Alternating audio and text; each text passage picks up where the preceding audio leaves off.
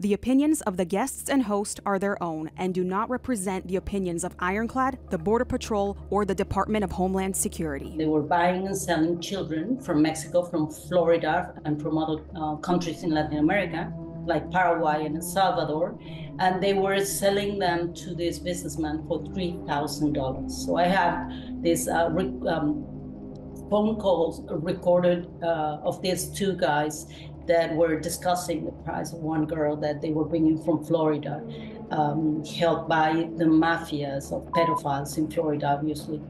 I thought this is so important. I need Mexican people or my readers to understand this is not a small group of guys that are doing sex trafficking, human trafficking with little children, and especially little girls.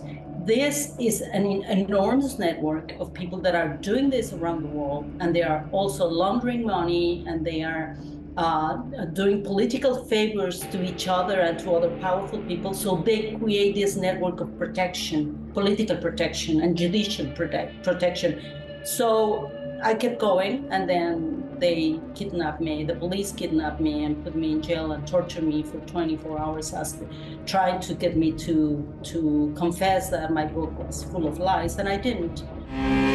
We cut through the partisan talking points. We're not interested in perpetuating fear. We're interested in seeking truth, hearing what's really going on America's Borderland.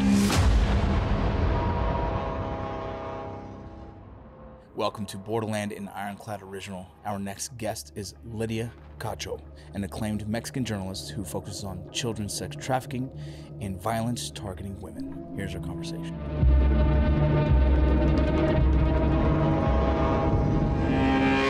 Well, Lydia, thank you for joining us on the show.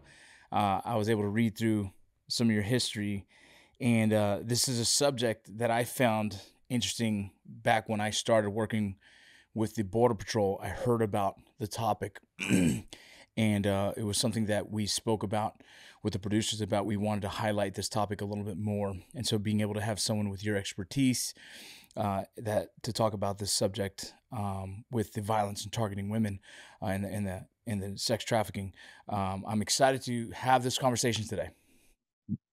Thank you, me too. Thank you so much.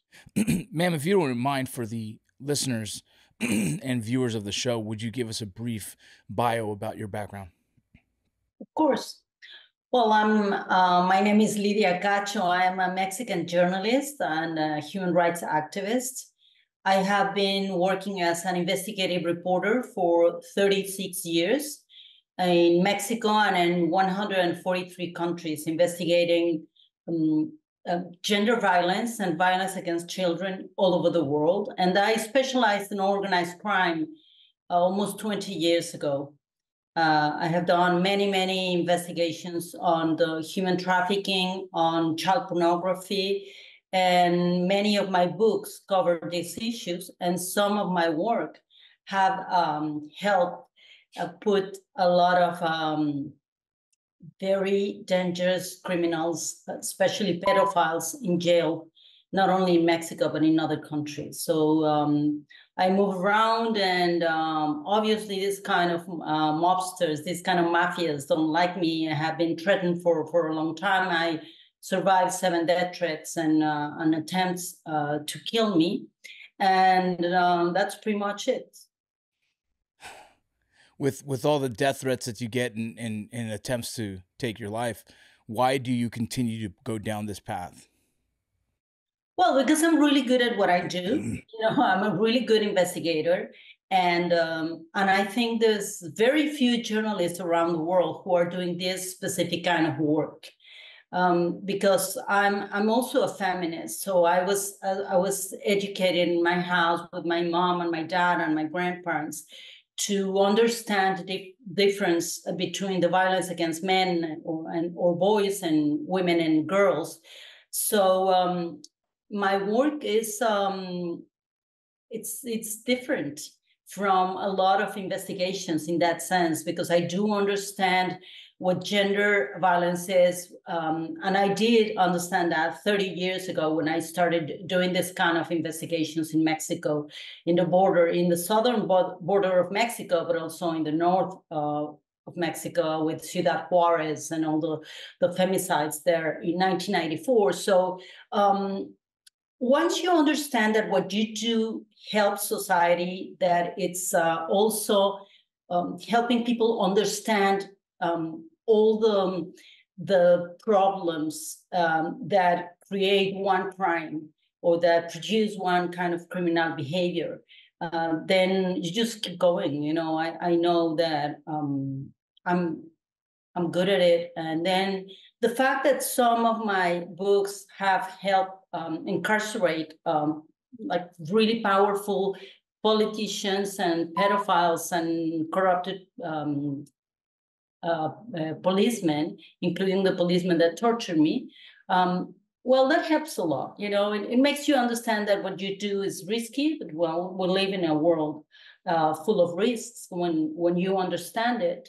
But it's worth it. It's worth it. Once you deal with victims and rescue children from around the world, or help other organizations to rescue them, and to follow up on who's the criminal and how are they creating a criminal network around the world. Once you do that, once you know, you cannot unknow. And then once you know that what you do has a direct impact, a positive impact on the victims and a positive impact on society, because, you know, you get these guys in jail, then, you know, you keep going. Yeah, absolutely. I love that. So I want to start off with discussing what had you first investigating on the violence in Mexico against women. What was the first reason why you jumped into that?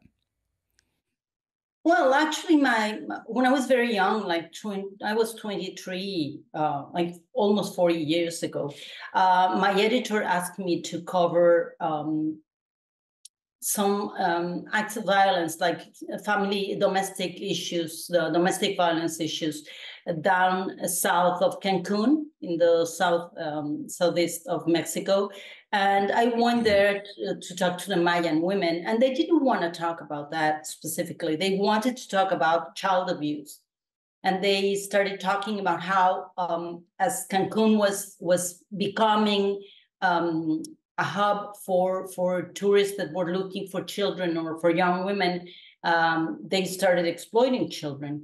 So it caught my attention, and it was not me that I decided to investigate that. I didn't even know that was happening there, but I understood that this kind of massive tourism created by the economic powers of Mexico and the US was just bringing wonderful people, of course, but the dark side of it was that a lot of these pedophiles that came from the US and from other countries, and also from Mexico, were looking for children in the south of Mexico. So I asked myself if this was a pattern, if this was happening in other places, in other countries, in my own country. And then in 1994, I went to Ciudad Juarez. It was only four journalists.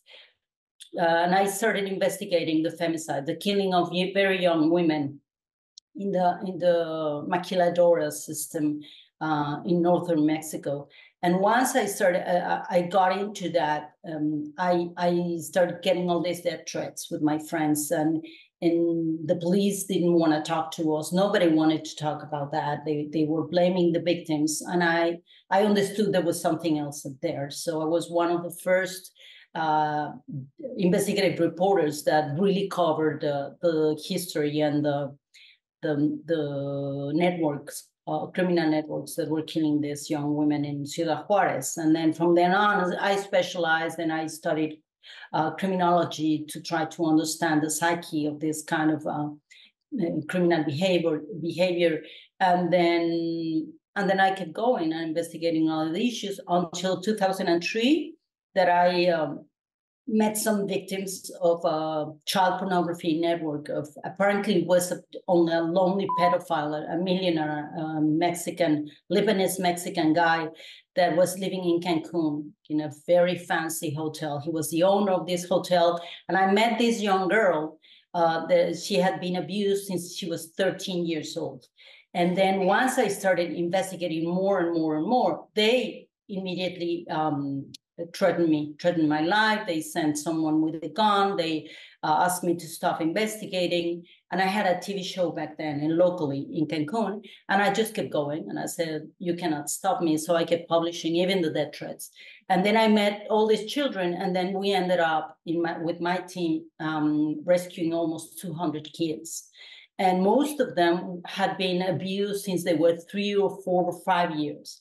So I decided to go into the deep web. Back then in 2003, most people didn't even know what the deep web was. So I got in touch with a hacker, a very young guy, and he taught me how to do it. So I started getting all this evidence that I later used in court to demonstrate what these guys were doing. They were buying and selling children from Mexico, from Florida, and from other countries in Latin America, like Paraguay and El Salvador, and they were selling them to this businessman for $3,000. So I have this phone calls recorded of these two guys that were discussing the price of one girl that they were bringing from Florida, held by the mafias of pedophiles in Florida, obviously. And then I published a book, and well, it was really interesting because on one hand, a lot of people understood what was going on, thanks to my work and the work of other colleagues that started covering the issue. And I was obsessed, absolutely obsessed. And you understand this because you've been there investigating and you know, watching things unravel. I thought this is so important. I need Mexican people or my readers to understand this is not a small group of guys that are doing sex trafficking, human trafficking with little children, and especially little girls. This is an enormous network of people that are doing this around the world, and they are also laundering money, and they are doing political favors to each other and to other powerful people. So they create this network of protection, political protection and judicial protection. So I kept going, and then they kidnapped me. The police kidnapped me and put me in jail and tortured me for 24 hours, trying to get me to confess that my book was full of lies, and I didn't. And then they put them in jail. What the book you're talking about, was that Demons of Eden? Yes, Demons of Eden. Yes. Yeah, I'm gonna pick that book up. I'm really excited to look deeper into that book. And so that Demons of Eden was based on what you found in what started from the Cancun trip. Exactly. Yes, when we back then in 2000, in the year 2000, I decided to open a shelter, a high security shelter in Cancun. As an activist, I'm a journalist, but I'm also an activist. As an activist, I knew how the justice system did not work properly in Mexico, as we know. So with a group of friends, we decided to open a shelter. And I went to the US and I did some training on how to operate a high security shelter. And I had the shelter, and that's where we protected all these children and their mothers. And then we started discovering more and more victims from all over, not only Mexico, but from Latin America and the US, of course. So yes, that's a book that opened the door to these kind of investigations on human trafficking, child pornography production, and the links with these guys and politicians and some members of the justice system, not only in Mexico, but in other countries. There were some dark moments. Holy shit. We ought to probably have dinner sometime. They were ghosts. Okay, this guy's serious. I mean, it's unheard of, right? Yeah. Tens of thousands of children digging cobalt out of the ground. You just sensed that it was out there. It's like they'd been hit by a nuclear bomb. We're not framing history correctly. I want adaptability and versatility. Don't draft Wolf on your fantasy team. He's not going to get the ball this year. This is going to matter one day. This is how I pulled myself out. That's when my eyes were opened. This is a whole new wildlife enemy, man. This is crazy. Who are these guys? Us in our own country don't even have the same gratitude towards it. And he does the right thing because he closes the distance. We're all programmed in this world to push ourselves even farther. I don't have to make something important, but what I have to try to do is make something you'll never forget.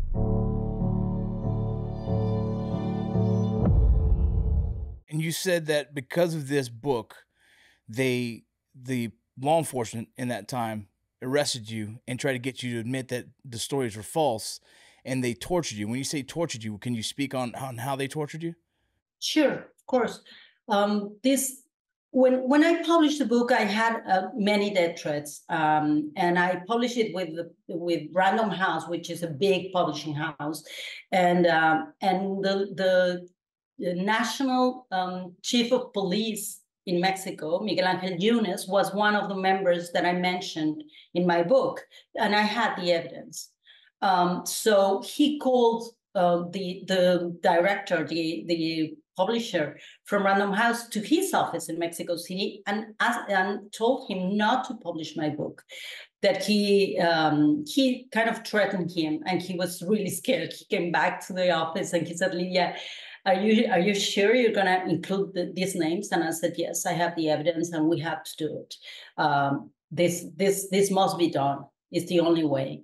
So we published the book, and then I kept getting threats until, well, I'm going to stop here and go back because in the book, what I did was I published the names of all the governors, 4 governors, senators, the ex-Minister of Interior of Mexico, that were all linked, and not only with the network of pedophiles and sex traffickers and abusers, but also in the network of money laundering. So I published all their names, and one of these governors, the governor of Puebla, a city next to Mexico City, he was very powerful. He was in the PRI party, one of the main parties, the political party that governed Mexico for 70 years. And he was sure he was going to become the president of Mexico. So when I published his name and when I started talking about him and the other guys that were funding his campaigns and everything, he got really angry at me, and he decided to protect the criminals. And then he sent some corrupted policemen. They got to my office in Cancun. I used to have 4 bodyguards from the government and an armored car. And the bodyguards were like 10 feet away from me. And then all these policemen came towards me, and then they asked me not to move. They put a gun on my arm, and they said, don't move or we will kill them all. So I didn't move, and they took me away, and they put me in a car and drove me all the way from Cancun. These 2 cars filled with policemen. They drove me from Cancun to Puebla by car, obviously, and all the way they stopped in many places, and they tortured me. Physically, psychologically, of course. They wanted to break me down, and sexually. And then once I arrived in Puebla with them, all the media knew what was going on. My back then husband was a journalist, so he kept calling everyone, and everyone knew that I was kidnapped by the police. We didn't know it was a governor who gave the orders. But once I was in the car and they started telling me the names of all these guys, I knew it was these guys. You know, I knew the government was involved. And then once I got into Puebla, I thought they cannot put me in jail because this is ridiculous. All the evidence is there. I didn't commit a crime. They are the criminals, but they did put me in jail. And the judge that was paid off with a trip to Las Vegas, she is a woman who I'm still trying to take to the courts. She sentenced me immediately to 7 years in jail for defamation of the criminals. So I was able to get out of jail and then to go to jail every day to sign as a criminal. And then I placed a case against them. And then eventually 1 year after, I won the case. And then I started getting everyone in jail, including my torturers. And now the governor is in jail. So they tried to kill me like 4 years ago again because he's in jail. Because the Interpol got the main leaders, the ex-governor of Puebla, and Kamel Nassif, one of the leaders. There is a multi-millionaire guy who lives between Lebanon, London, the US, and Nevada, and Mexico. Oh my goodness.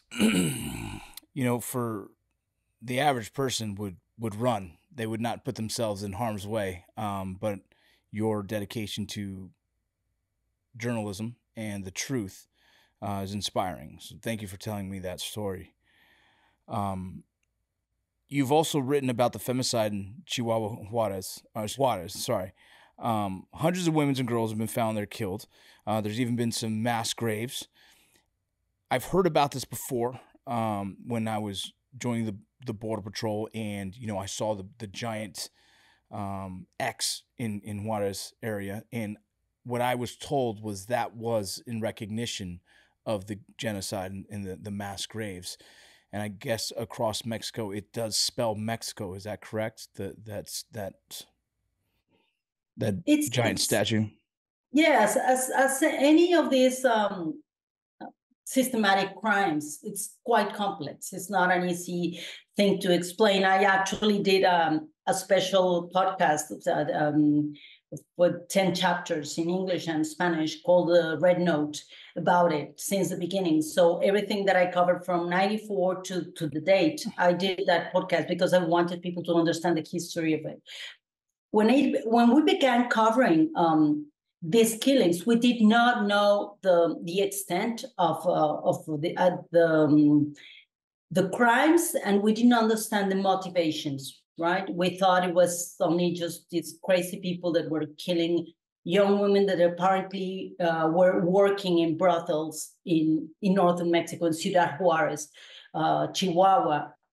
But then some of the cases started unraveling, and then we saw that some American soldiers that were doing arrest and restoration in Ciudad Juarez were going to brothels, and they were asking for young girls, and they needed new girls that were not sick, that were not professional prostitutes. So they kind of create the new market as it happens all over the world with clients that create a new demand, right? So that was one thing. Then the other thing was that, as you know, because you're an expert on this, I know, the cartels in Mexico back then were really powerful in northern Mexico, basically. Chihuahua, Sinaloa, even Monterrey, even though and Reynosa and all that. So they were ruling that part of Mexico, and they were controlling the border from Mexico, obviously from the Mexican side,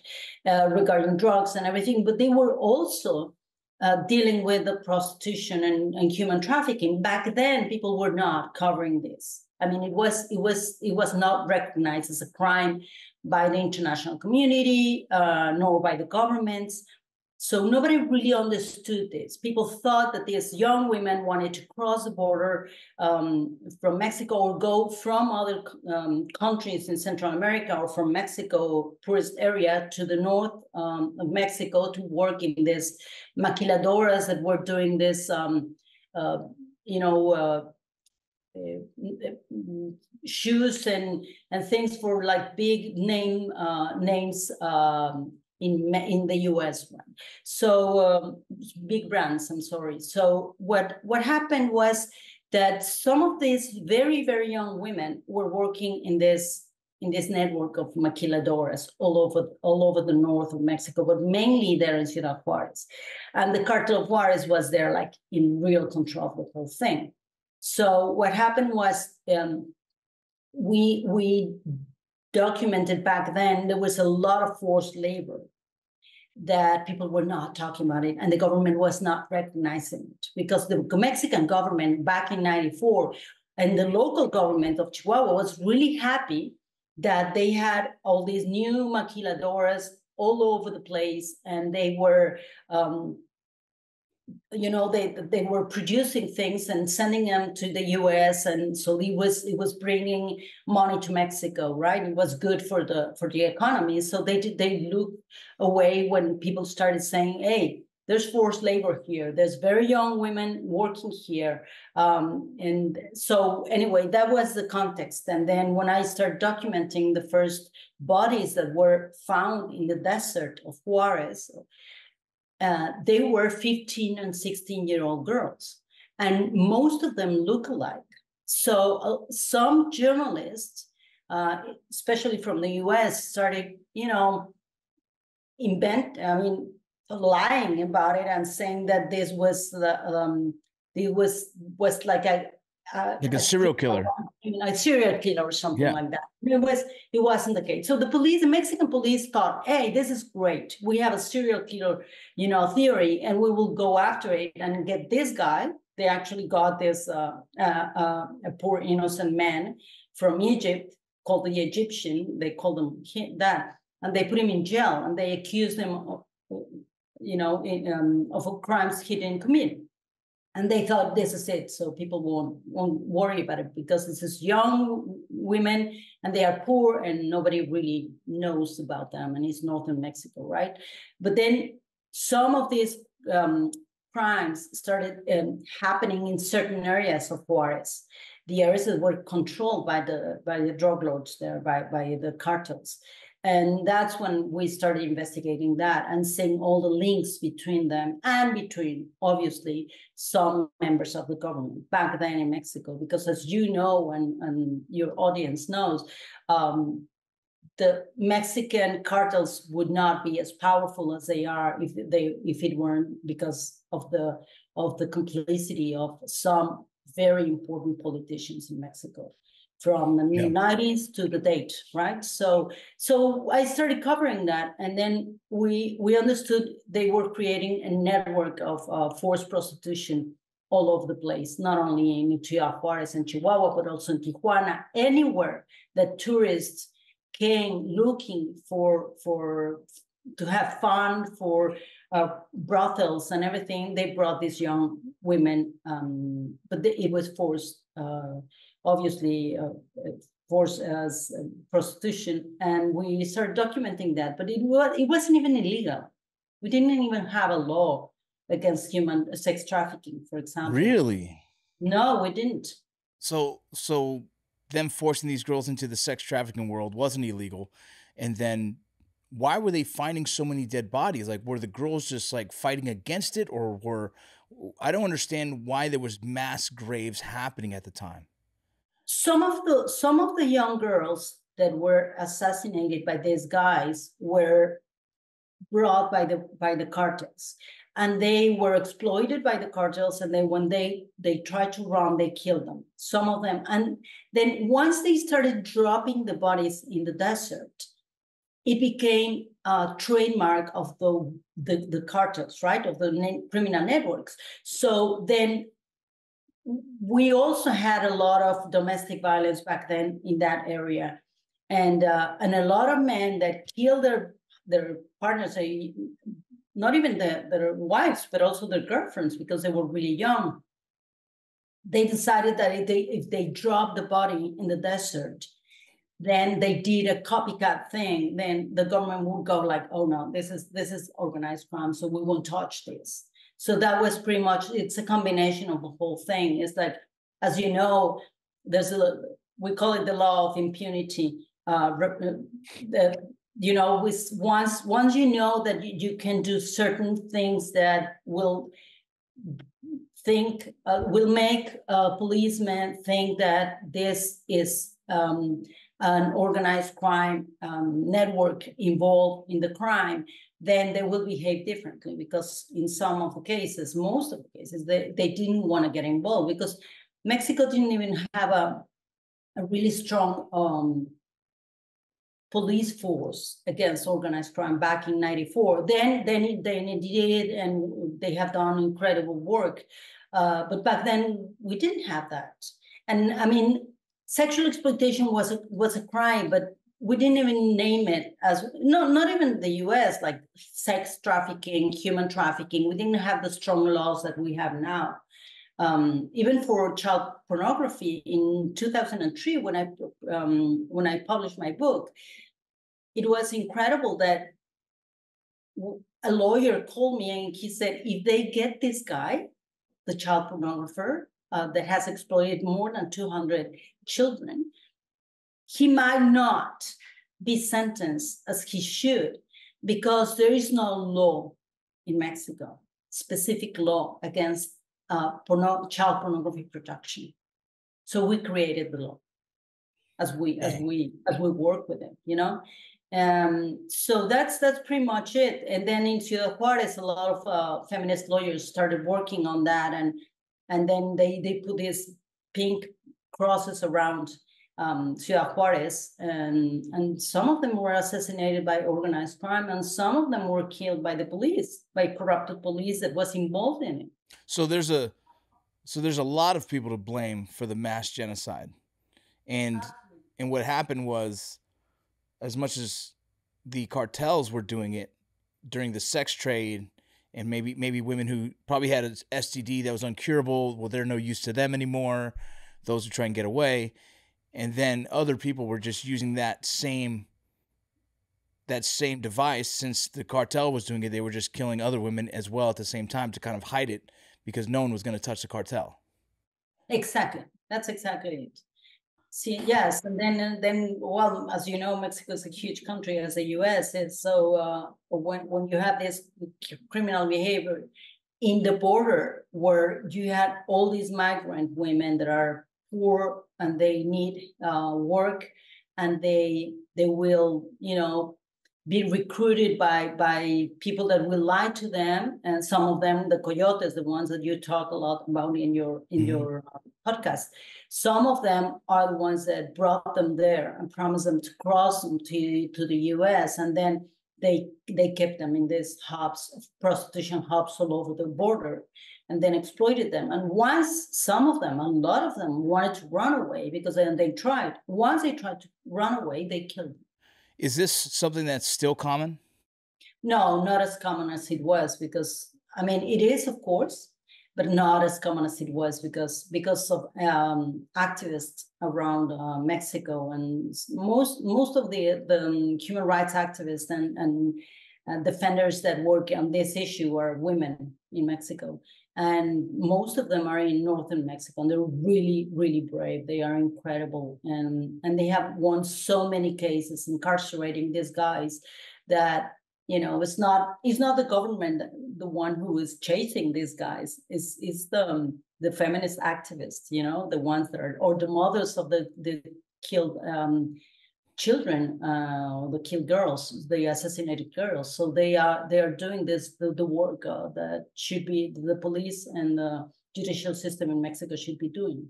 Do you currently still do journalism on the human trafficking? Is that something still that you're working on? Yes. I recently published a long piece on Central America and how the mafias are moving around, how they are exchanging, you know, the money and the victims, and how they're recruiting, how they changed, how they are bringing guns and people from all the way from the US to South America, and then all the way back. So yes, I'm working on that. Currently there's a lot of unaccompanied minors coming across, and has raised a lot of concern. I had one woman on who talked about the NGOs who are heavily funded, but under, I guess they're not under the microscope of scrutiny of what happens with some of these unaccompanied minors, and they actually are losing some of these minors, or who they're housing these minors with are individuals that don't have background checks. And so it becomes a question how the NGOs were potentially in support of human trafficking by chance of just the lost control of the system. In some of your investigative work now, it sounds to match up, you know, with the child trafficking. In some of your investigative now, is there a connection with why there's so many unaccompanied minors coming across the border currently? Well, yes, of course. I have investigated that a lot for a long time. And now with the last piece that I published on Central America, I talk about that specifically about young girls and young women. Well, first, you have several issues. One of the issues is a lot of the unaccompanied minors are fleeing violence from Central America, mainly from, well, now we can talk about Venezuela, obviously, and Paraguay, but mainly they are running away from Central America, the water crisis, the poverty, and when they are boys, I mean the male children, they are running away because all the mafias and the small gangs in their cities are trying to get them to work with the criminals, right? Yeah. So they're fleeing by themselves. Another part of them are obviously looking for parents that went to the US a long time ago. A lot of them are orphans of the war against drugs in Central America. And as the violence expands in Central America, you see a lot of young kids just fleeing their homes. Even the homes of parents where there's domestic violence, within that house. I have interviewed a lot of children there in the border in Mexico that cross by themselves. That is incredible, the things that they go through in order to go not only to the US, but to Mexico. And once they cross, the coyotes get them and they promise them, they tell them, no, you cannot stay in Mexico, but I promise I can bring you to the US. It would be better for you. So they started exploiting them in several areas, like forced labor, in some cases with young women from Central America, domestic servitude, and some of the kids, they end up being child soldiers for the narcos. And that's quite complex. And some of the minors are just going by themselves from Mexico because they do believe in the American dream. But it's probably 20% of all the children unaccompanied minors that go there. And then I'm really interested in what you said in one of your podcasts, what you talk about the NGOs and what you just mentioned. Because I have interviewed so many NGOs that work in borders, not only in Mexico, US, but the borders around the world. And what happens is, what I have found as an investigative reporter is that some of these NGOs really are not prepared to confront the complexity of migration and trafficking and mafias and all of that. Some of them are really good, nice, people that want to help children, and they don't know what they're facing. And once they notice that there's something weird, I'm going to give you an example. There was this, for the first time in a long time in Mexico, there was this huge group of people from Haiti and Jamaica that moved all the way through the north of Mexico. We haven't seen so many people fleeing poverty and other problems in their countries. And they ended up there, right, in the border of Mexico, northern border. And then all of a sudden, Mexico is very racist. So it was like, why are all these Black men, mainly men and young women, doing in the border of Mexico? And so the Mexican government wanted to deport them and get rid of them, because the government does that. It's the same as a lot of politicians in the American government in other countries. And then what we discover is that a lot of the NGOs in the California side try to help them. And once they help minors, at least, they didn't understand that within the group of the victims and the migrants were the traffickers posing as migrants. And I noticed that because I saw the behavior of 3 of the young men that were like the leaders of the group, and they were like telling me stories, and they didn't match. It didn't make sense. I saw how the children look at them like with fearful eyes, and I thought, these guys are the traffickers. They are not migrants. The other ones were. They were desperate, running away from violence and poverty and everything. So once some of these NGOs get into that problem, they don't know how to deal with it. It's tremendous. It happens all over the world, and it's tremendous because, as you know, the mafias are changing their behavior as good police work is in place, then they go around it and they create new ways to get the victims through, right? And sometimes they pose as victims, as you know. Yeah, the crazy part about the NGOs in America is that the taxpayers' money goes to fund those organizations, and those organizations kind of have lost control of the of the unaccompanied minors. And it has been proven that in some of those cases, there's been, in some of the holding places that they've put them into, some of the, I guess, the temporary housing has been proven to have, sexual exploits of some of these children. And also, like I said, the lack of background checks. And so proven to hand these kids over back into almost exploitation again.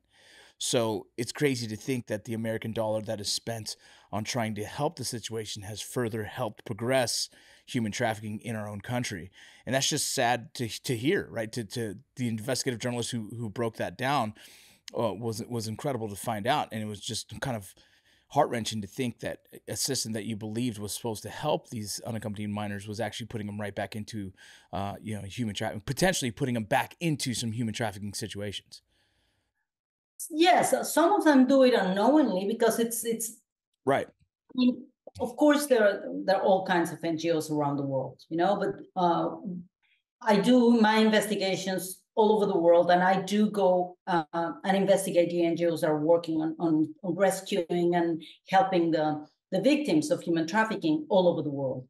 And in some of them are like, I don't know where they are not working properly, and some of them are, corrupted, and some of them are linked to the organized criminal networks.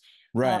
But in these cases, the ones that I followed through in California, at least, and in Arizona and in northern Mexico, they're just overwhelmed, and they do not know how to handle this situation because it's too much. And the reality of this is, if the governments, all of the governments, but in this case, the American government and the Mexican government, would do their job properly, NGOs would not be necessary to do this work, right? Correct. So that's really important to talk. That's something really important to discuss. Is if our governments were doing the right thing with the unaccompanied minor, if they had a proper system and they invested this tax money in really protecting these children and understanding the stories and doing the right thing, then we wouldn't be seeing these terrible crimes committed against these children. And with this crisis that we see with unaccompanied minors and the violence they receive once they are in the US. Yeah. I investigated one lady who was an expert in trafficking, and she was a very educated woman, and explained that in some cases, some of the women who are exploited had full intentions of being exploited because that was the form of money that they had, was to use their body to pay for their travel, which was the first time I have ever heard that being said. Was that she was saying, like, we can't demonize all of it, in the sense where some of the sex exploitations were actually women who knew that's all they had. Instead of money, they would trade sex for travel. Have you heard of that before? No, not really. I think, I don't know. I think people make up many stories, because I have traveled with groups of people around the world. I have, as you might know, I most of my work in one of my books that is called Slavery Inc. I traveled for 5 years around the world in 143 countries, following the trails of the mafias, but following the stories of victims directly. Like one American girl that was kidnapped by the Yakuza, brought to Japan and everything. So I did that, and I do a lot of this work undercover, obviously, because otherwise I wouldn't get to see what I see, right? And it's not true. I mean, even the young women that I saw in these VIP brothels all over the world, that you might think that they are there willingly. Once you start talking to them and they tell you the story of how they got there, how their family is stuck in Venezuela, Colombia, wherever, Arkansas, Missouri, Louisiana, because there's a lot of American girls also being exploited in the human trafficking system and the sex trafficking system. And what happens is that they are promised a job as a singer, as a waitress, as any other kind of work. And once they are going through the system of the criminal networks to go from one place to the other, then the traffickers tell them, if you have sex, it would, you would be able to pay for the money, and then the crossing will be faster. And then they are forced, but that usually is still called fraud and coercion. Oh, absolutely. Yeah, absolutely. That's coercion. That's that's manipulation. That's all those things. Man, I would love to get in contact with some of the people that you've interviewed through your books and have them on here to explain that as well. It's important for us to use this platform to give people a platform to tell their story. I think a lot of people in America, not even that, there's other people in other countries who watch the podcast. They're thirsty for the information and to be educated on the subject, and they're tired of being pushed left to right through any kind of narrative. They just want truth. They just want answers. And we've been very fortunate enough to be able to create a podcast that gives those answers. And so anyone in your network that was willing to be interviewed, we would love to have them. What you have done in your career, it's fascinating, and it's inspiring me as a new journalist, someone who's really trying to get deeper into the investigative side of it. Just your stories, like I said, it's inspiring to me. I would love to be able to have coffee and talk more about this, and as well as to continue to give you a platform. This platform will always be welcome for you to be interviewed and to tell your story. I really have no more questions. I would love to open this up for you. If there's anything else you'd like to mention for the audience, please, you have the time. Well, one thing that worries me a lot is that most people talk about sex trafficking from Latin America, not only to the US, but to the rest of the world, right? And it really worries me that a lot of young women from the US are being trafficked, trafficked for sex and forced labor within the United States. And most of them are American girls. And I follow the trails of how these mafias are working, and you see all of Florida, all of the South and North Carolina, all the way to Maine, Iowa, Missouri, Arkansas, and Louisiana. And then in the West, obviously, it's all of California, and then Washington State, and Arizona, and Las Vegas. Those are hubs for two things: forced labor and sex trafficking of American women and young men. And we have to pay attention to that, because it's happening there, and there's people covering it, but not enough. I work with these guys from the Polaris Project that have been investigating this for a long, long time. And then all of a sudden, one time that I discovered all these victims from the US in other countries, I was investigating the Yakuza in Japan, and all of a sudden I see all these very, very young American girls from Missouri, mainly from Missouri and Arkansas. And I thought, why aren't the American journalists investigating this? This is terrible, because it has to do with economics. It has to do with, with poverty, but also it has to do with how the sex industry is working in the US, and it's being empowered. So that's something that I'm really worried about, and I would love for people to get more involved in that, their own communities in the US, to work on that, to prevent sex trafficking and within their own system. Can you give me a better understanding of how someone from America gets involved in the sex trafficking? I can't wrap my head around how someone from America gets pulled into it. Is it? Yeah, please, if you wouldn't mind. Oh, no, I wouldn't mind.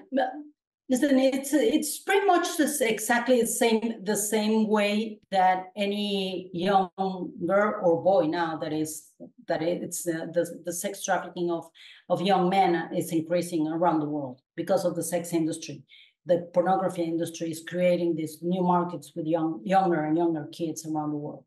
So first, we have to understand that the UN and the European Union have documented how we have a huge population of children in the US and in European countries that are from 11 to 13-year-olds that are addicted to pornography.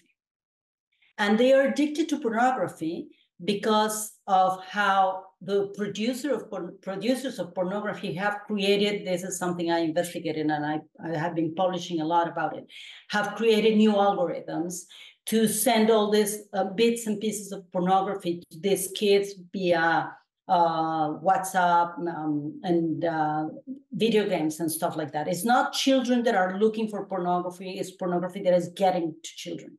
So they're creating this hypersexualization of our children.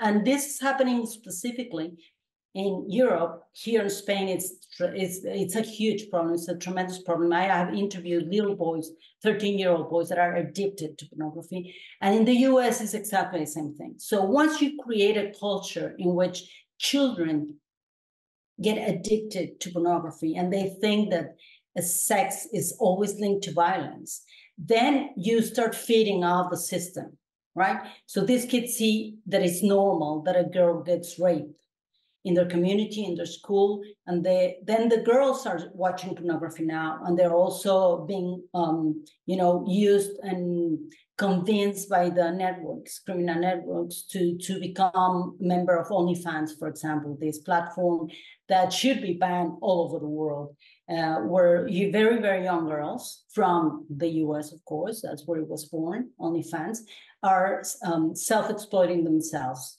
First, they send a picture of their feet and then a picture of their breast, and then all of a sudden linked to this group that are saying,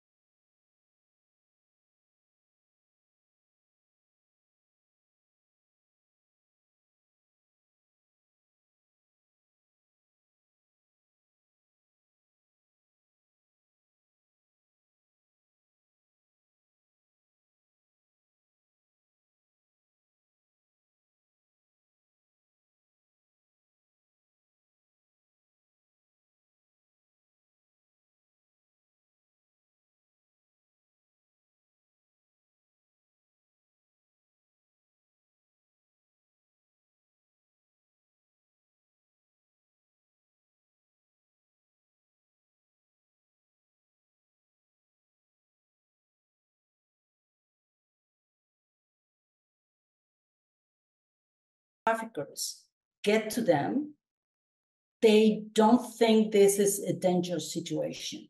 So the recruitment in the US is 33% of the recruitment happens by family members. Family members, an uncle, the cousin, the grandfather, someone that the family knows is the one that is telling them to get into this because they make a lot of money. So it would take a whole program to talk about this, like a whole hour, but this is something that is really interesting, and maybe I can give you some context of experts that are working on this in the US. That is so important to document, to prevent, because my work is centered on prevention, right? So I follow the bad guys and I expose them and I interview the victims, but I do that because I want people to understand what happens and what we can do about it, how we can find solutions. Yeah, I really appreciate it. That's definitely a podcast I'd be interested in sitting down and having. Thank you so much for your time. Thank you so much for explaining some of the exploits that are happening currently, especially to women in Mexico, but as well as the child sex trafficking that's happening. I really appreciate it. Thank you so much. Thank you. Thank you so much. Thank you for listening to Borderland, an Ironclad original. Please remember to like and share, and we'll see you next week.